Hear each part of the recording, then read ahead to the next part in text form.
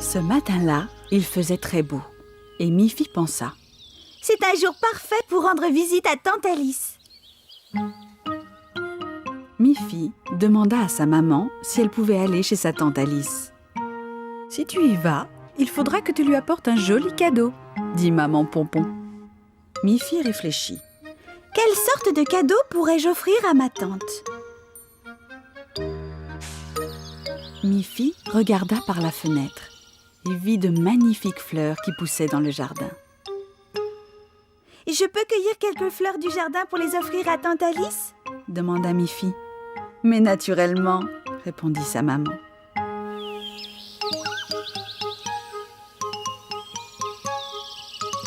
Mi-Fi cueillit d'abord une belle fleur bleue, puis une autre, jaune, et enfin une fleur rouge. Ces fleurs feront un très joli cadeau, pensa Mi-Fi. Je suis sûre que Tante Alice les appréciera beaucoup.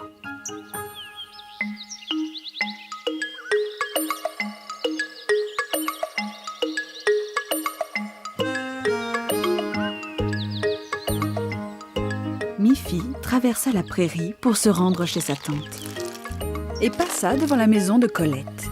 « Salut Mi-Fi, qu'est-ce que tu portes ?»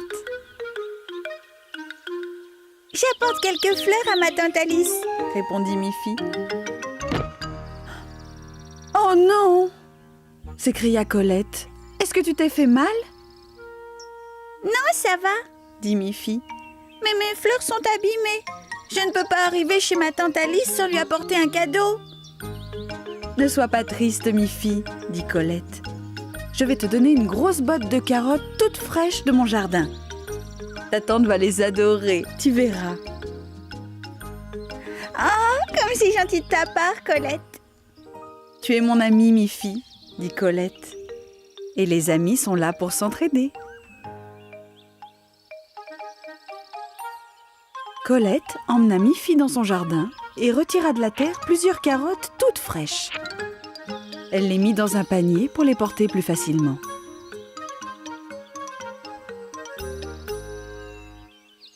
Mi-Fi remercia chaleureusement Colette.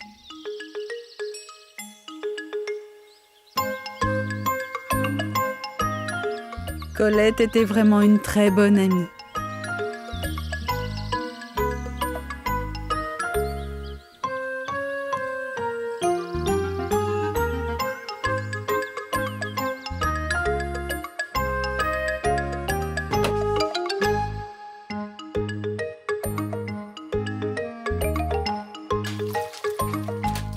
Quand Mi-Fi arriva chez sa tante Alice, elle lui offrit son panier de belles carottes. Sa tante fut très contente. Mi-Fi raconta à sa tante Alice comment Colette l'avait aidée.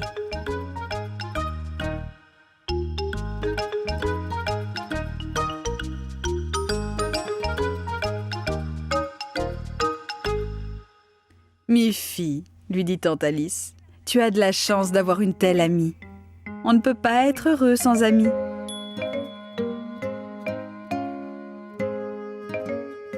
On ne peut pas être heureux non plus sans biscuits tout frais, dit tante Alice, en posant devant Mi-Fi une assiette de biscuits odorants sortant tout droit du four.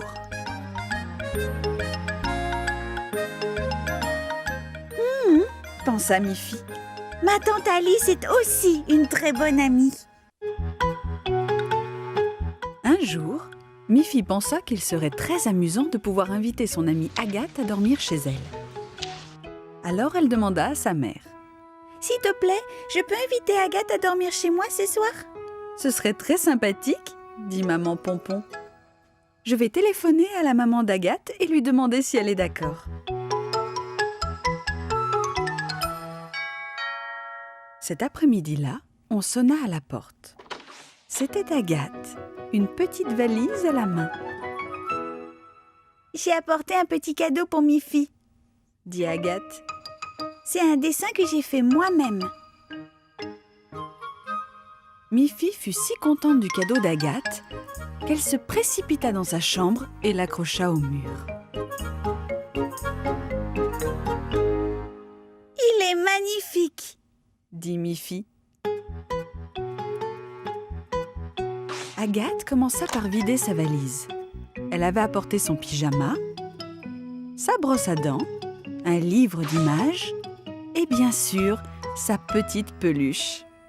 « C'est incroyable !» s'exclama Miffy. « Ta peluche, c'est pareil à la mienne. Regarde !»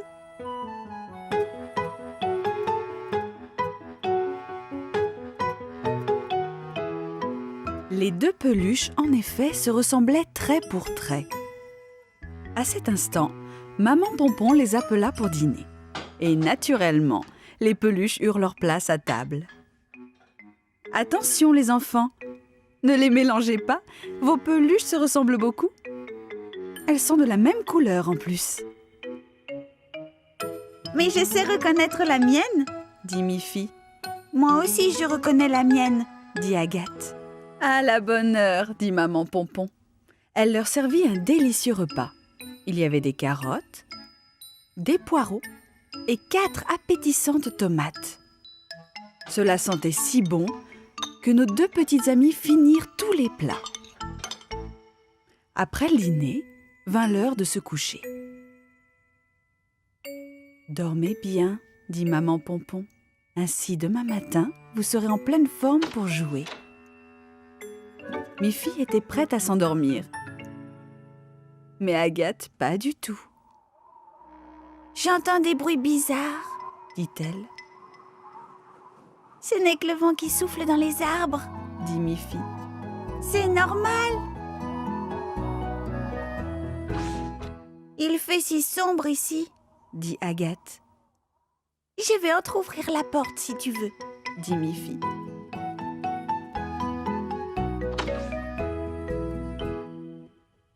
Je n'arrive toujours pas à dormir, dit Agathe. Alors Miffy alluma sa lampe de chevet et s'aperçut qu'Agathe tenait dans ses bras sa peluche au lieu de la sienne. Maintenant je comprends pourquoi tu ne peux pas dormir, dit Miffy. Ce n'est pas ta peluche. Je savais que quelque chose n'allait pas, dit Agathe. Nos peluches se ressemblent, mais chacune a sa propre odeur. Bien sûr, dit Miffy. Ma peluche a mon odeur. Et la mienne aussi a mon odeur, dit Agathe. Voilà comment on reconnaît la sienne, dit Miffy. Ainsi, quand chacune de nos amies retrouva sa propre peluche, avec son odeur très personnelle, toutes les deux s'endormirent paisiblement. Elles firent chacune de très beaux rêves de leur peluche jusqu'au matin. Un jour, arriva une lettre de Tante Alice. La maman de Miffy l'ouvrit et lut que Tante Alice organisait un goûter costumé pour tous ses petits amis. Miffy est invitée et devra elle aussi s'être déguisée, lut Maman Pompon. « Ah, chouette alors !» dit Miffy. « C'est quoi se déguiser ?» Cela veut dire que tu devras porter un masque qui te fera ressembler à quelqu'un d'autre, dit la maman de Miffy. Alors, à qui voudrais-tu ressembler ? De son côté, Colette reçut aussi une invitation.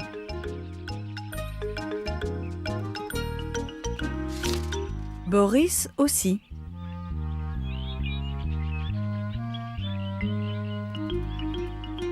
Ainsi que Barbara. Même Snuffy fut invitée. Tante Alice les avait tous invités à sa petite fête costumée. Le jour du goûter, ce fut vraiment très drôle. Tante Alice ne put reconnaître qui se présentait à sa porte. Miffy arriva portant un masque de Colette. Colette portait celui de Barbara et Barbara arriva déguisée en Tante Alice. Tante Alice elle-même était déguisée en Boris. Boris, lui, portait le masque de Snuffy. tandis que Snuffy arriva avec le masque de Miffy. « Nous portons tous de superbes masques », dit tante Alice.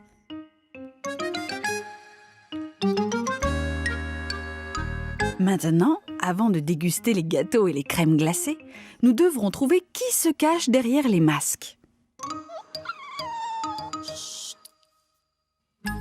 Celui ou celle qui trouvera tous les noms gagnera un prix spécial. Tous s'observèrent avec beaucoup d'attention. Qui se cache derrière ce masque? Qui cela peut-il être? Qui c'est celui-là? Et qui est derrière celui-là? Les masques étaient si parfaits que personne ne put deviner. Soudain, tous s'écrièrent en regardant tante Alice. « Nous savons qui tu es! Tu es tante Alice!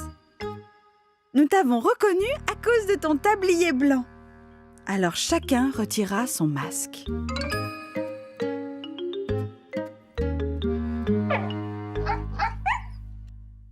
Tante Alice dit « Bravo, vous avez tous deviné qui j'étais. Vous pouvez donc tous vous servir de crème glacée et de gâteaux. Chacun de vous aura un prix spécial. »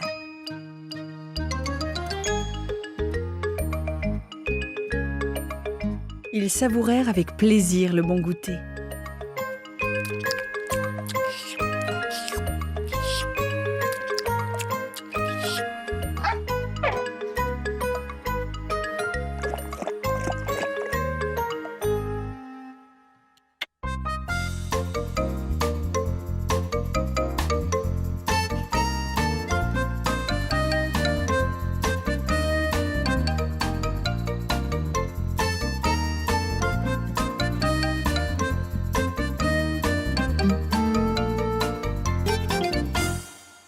En fin d'après-midi, chacun rentra chez soi avec un superbe ballon de couleurs. Miffy pensa « C'était vraiment une très belle fête.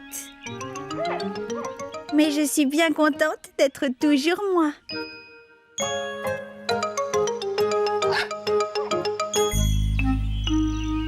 Aujourd'hui, Miffy allait vivre une nouvelle grande aventure. Au revoir, maman, dit Miffy au moment de partir en camping avec ses amis de la forêt, Boris et Barbara. Ils connaissaient les meilleurs endroits de la forêt. Mais aujourd'hui, ils décidèrent de camper au sommet de la colline, derrière la maison de Miffy. Ils durent grimper encore et encore avec leur sac à dos de plus en plus lourd. Mais Miffy était une vaillante petite fille et suivait le rythme de Boris et Barbara. Au sommet de la colline, un superbe paysage s'offrit à leurs yeux. C'était le printemps et la prairie était recouverte de jolies fleurs. Oiseaux et papillons voltigeaient tout autour d'eux.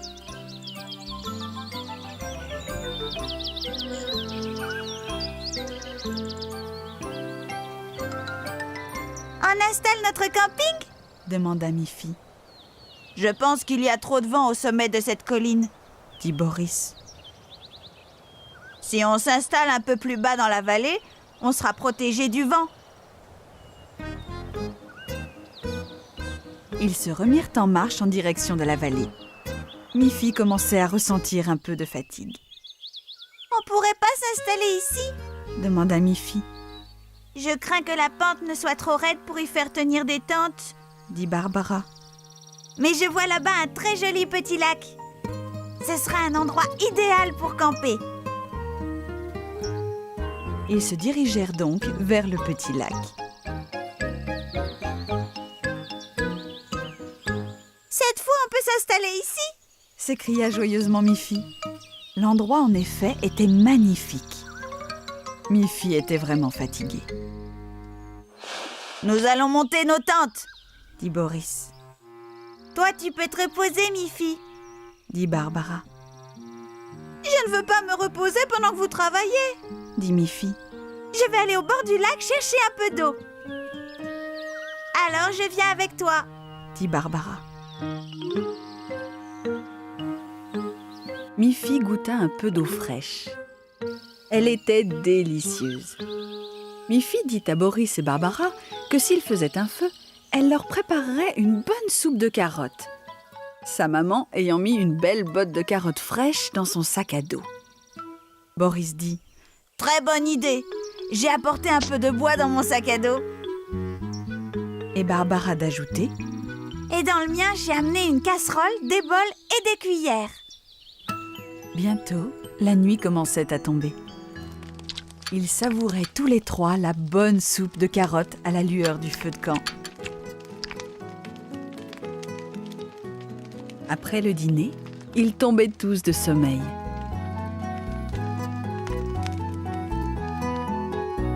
Ils se dirent bonne nuit et regagnèrent leur lit dans leur tente.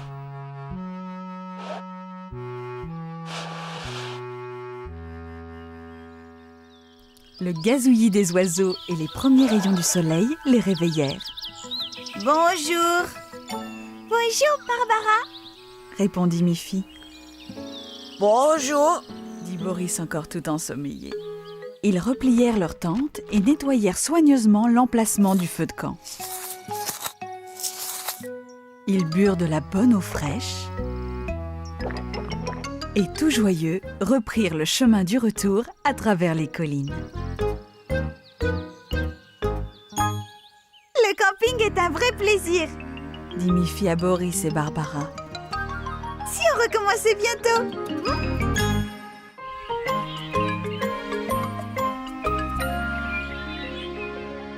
Miffy a un calendrier spécial dans sa chambre. Elle y a noté les jours anniversaires pour chaque membre de sa famille et amis. Elle ne voudrait surtout pas en oublier un seul. Il y a un dessin pour l'anniversaire de Boris et aussi pour celui de Barbara. Un autre pour l'anniversaire de Colette. Il y a un dessin pour l'anniversaire de sa maman et un dessin pour l'anniversaire de son papa. Et regardez, il y en a même un pour l'anniversaire de Snuffy. Et c'est aujourd'hui. Quelle bonne idée d'avoir mis ces dessins sur mon calendrier, dit Miffy. Ce serait terrible si j'oubliais l'anniversaire de mes chers amis. Mais que pourrais-je offrir à Snuffy pour son anniversaire? Est-ce que les chiens mangent des glaces et des gâteaux? Je n'en suis pas si sûre. Miffy demanda conseil à sa maman. « Maman, aujourd'hui c'est l'anniversaire de Snuffy, dit-elle. Qu'est-ce que je peux bien lui offrir ?»« Eh bien, dit sa maman, les chiens aiment s'amuser avec des jouets. Pourquoi ne lui donnerais-tu pas un de tes vieux jouets? Tu en as tellement. » Miffy alla dans sa chambre et regarda tous ces merveilleux jouets.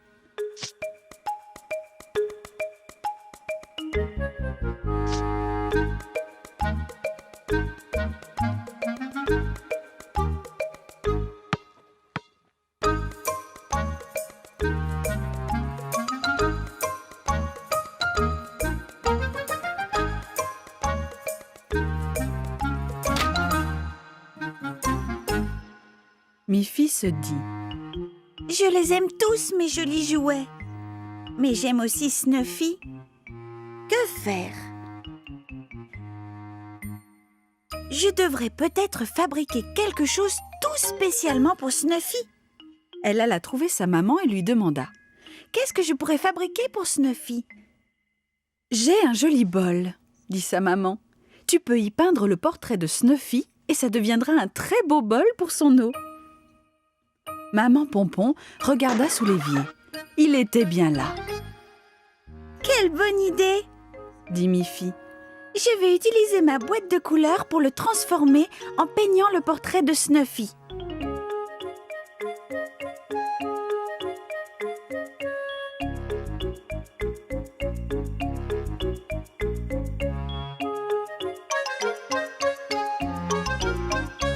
Il fut bientôt terminé.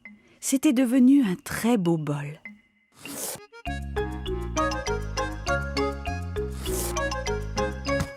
Miffy se précipita dehors et appela.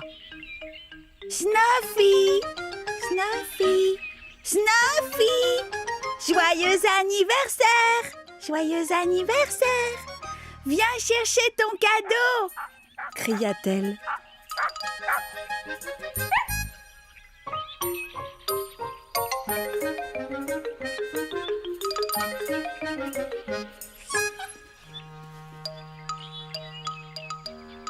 Quand Snuffy vit le magnifique petit bol avec son image dessus, elle remua sa queue et bondit de joie. Ce si joli cadeau d'anniversaire lui faisait vraiment plaisir. Miffy était contente aussi, parce qu'elle avait réussi à peindre le bol toute seule. Elle prit un arrosoir et remplit le bol d'eau fraîche. Snuffy but l'eau dans son nouveau bol. Ce fut un très joyeux anniversaire.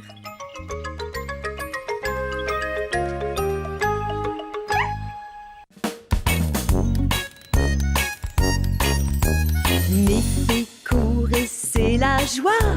Avec ses amis, on ne s'ennuie pas. Snuffy, Agathe, Barbara, Boris, Colette, ils sont tous là et tous sont